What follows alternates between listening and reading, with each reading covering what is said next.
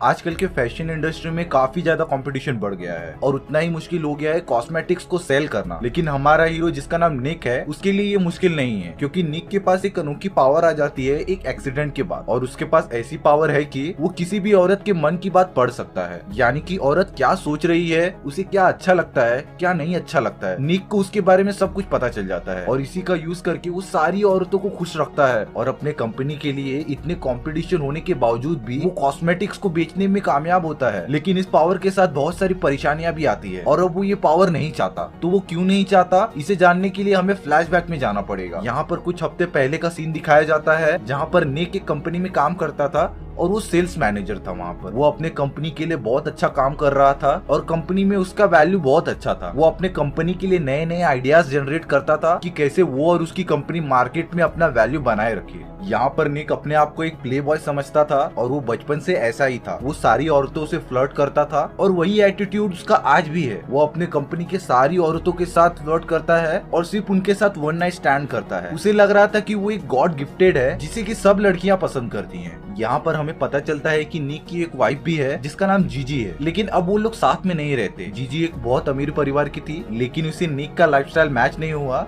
इसलिए वो उससे डिवोर्स दे देती है। उनकी एक बेटी होती है जिसका नाम एलेक्स होता है। भले ही उनका डाइवोर्स हो गया है, लेकिन निक अपनी बेटी एलेक्स से बहुत प्यार करता था और वो यूजुअली मिला करते थे। निक एक अपार्टमेंट में अपनी एक मेड के साथ रहता था। यहाँ पर निक कुछ दिनों से टेंशन में था, क्योंकि उनके मार्केट में कॉस्मेटिक्स का यूज बहुत बढ़ रहा था और उन्हें कैसे भी करके उन लेडीज का बिहेवियर जानना था, क्योंकि कॉस्मेटिक्स के यूज में लेडीज ही डोमिनेटिंग हैं। और अगर वो ये नहीं पता कर पाएगा कि औरतें आखिर चाहती क्या हैं, तो वो आइडियाज कैसे जनरेट कर पाएगा उन कॉस्मेटिक्स को सेल करने का। यहाँ पर ताज्जुब की बात तब हो जाती है जब निक का बॉस बढ़ते कंपटीशन की वजह से एक लेडी को हायर करता है जिसका नाम डार्सी होता है और वो उसे अपनी कंपनी में लीडिंग डायरेक्टर की पोस्ट देता है, जिसकी वजह से निक परेशान हो जाता है क्योंकि वो पोस्ट तो उसे मिलनी चाहिए थी। यहाँ पे हमें पता चलता है कि डार्सी वहाँ की सबसे बेस्ट क्रिएटिव डायरेक्टर में से एक थी और वो जहाँ पर भी जाती थी वो अपनी क्रिएटिविटी की मदद से कंपनी को एकदम ऊंचाइयों पर पहुंचा देती थी। यहाँ पर अगले दिन डार्सी का कंपनी में पहला दिन होता है और वो स्टार्टिंग से ही बहुत ज्यादा कॉन्फिडेंस लग रही थी। डार्सी सभी के सामने अपना स्पीच बोलने लगती है और वो सभी से ये इंश्योर करती है कि वो अपनी क्रिएटिविटी की मदद से इस वुमेन कंज्यूमर मार्केट में अपनी कंपनी को बहुत ऊंचाइयों पर लेके जाएगी। ये बोलते हुए डार्सी सभी को एक बॉक्स देती है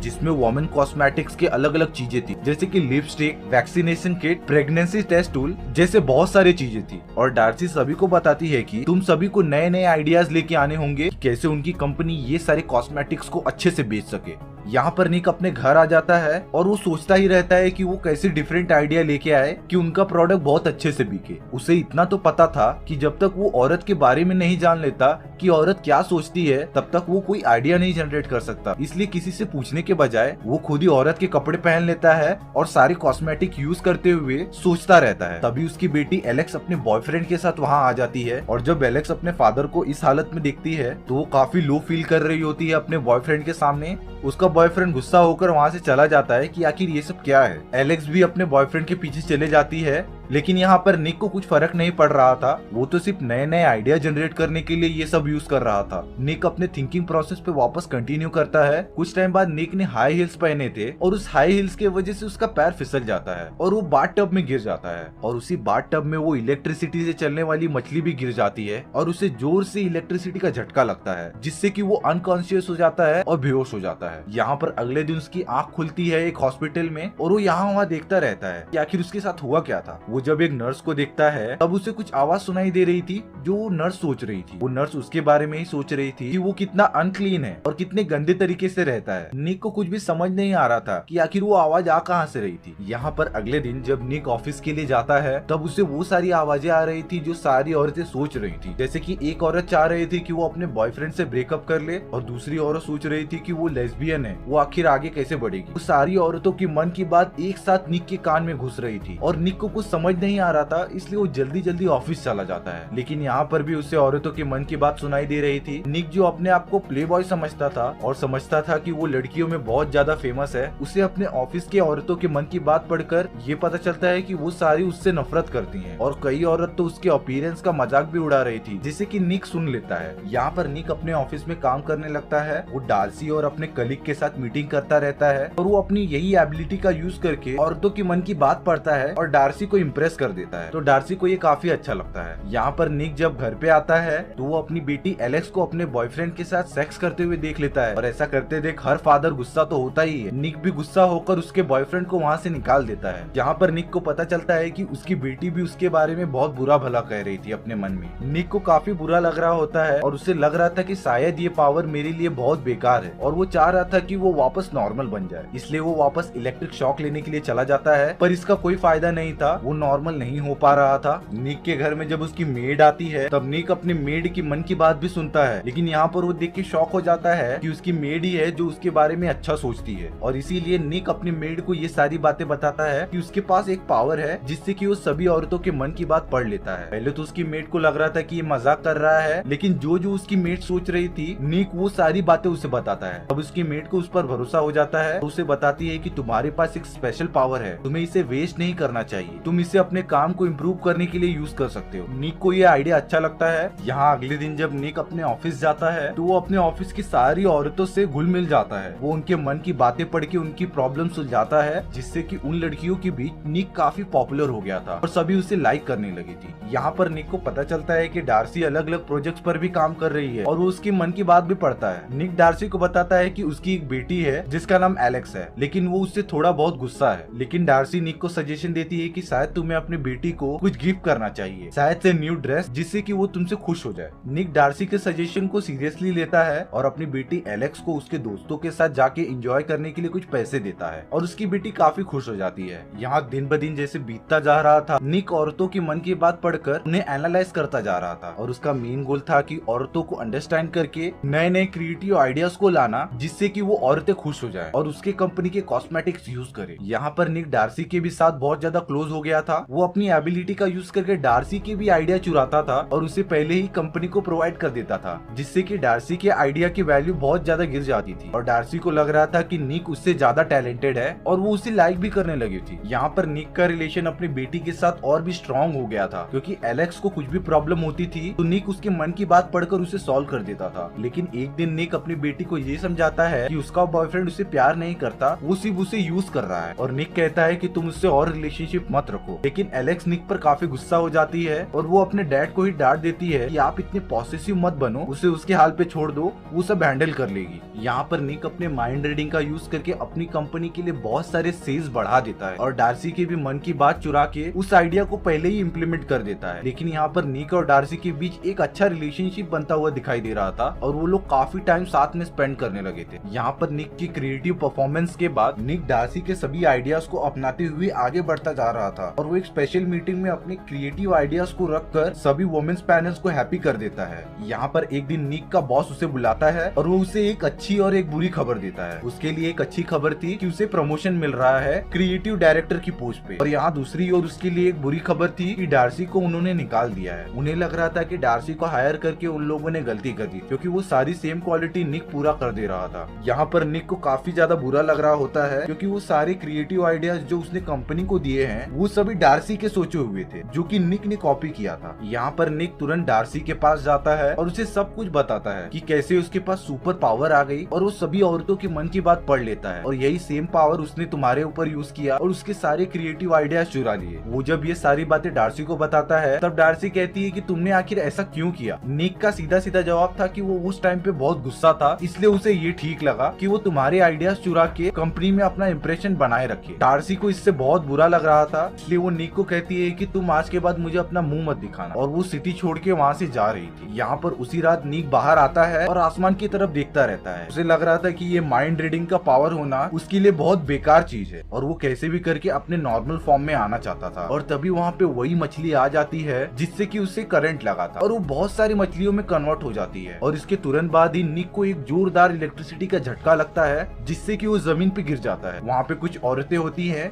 जो निक की मदद करती हैं। होश में आने के बाद निक उन औरतों को देखता है और इस बार उसे कुछ नहीं सुनाई दे रहा था। वो उन औरतों की मन की बात पढ़ना चाहता था, लेकिन उसे कुछ सुनाई नहीं दे रहा था और इसी के बाद से वो समझ जाता है कि वो नॉर्मल हो चुका है। अब उससे किसी भी औरत के मन की बात नहीं सुनाई देती। यहाँ अगले दिन निक डार्सी को ना जाने और रुकने के लिए मना लेता है। वो उससे रिक्वेस्ट करता है कि तुम वापस कंपनी ज्वाइन कर लो और उसके बाद डार्सी मान जाती है और वो दोनों साथ साथ रहने लगते हैं। वो दोनों के बीच का रिलेशनशिप बहुत अच्छा हो गया था। अब वो दोनों सेम डिपार्टमेंट में काम करते हैं और साथ साथ रहते हैं और यहीं वहीं पर मूवी खत्म हो जाती है। तो व्यूअर्स, अगर आपको ये स्टोरी अच्छी लगी हो तो कमेंट सेक्शन में बताओ कि आपको कैसी लगी है, और हमारी टीम इसी तरीके की स्टोरीज लाते रहती है, तो इसके लिए हमारे चैनल से जुड़ जाइए। तब तक के लिए मिलते हैं नेक्स्ट वीडियो में। सी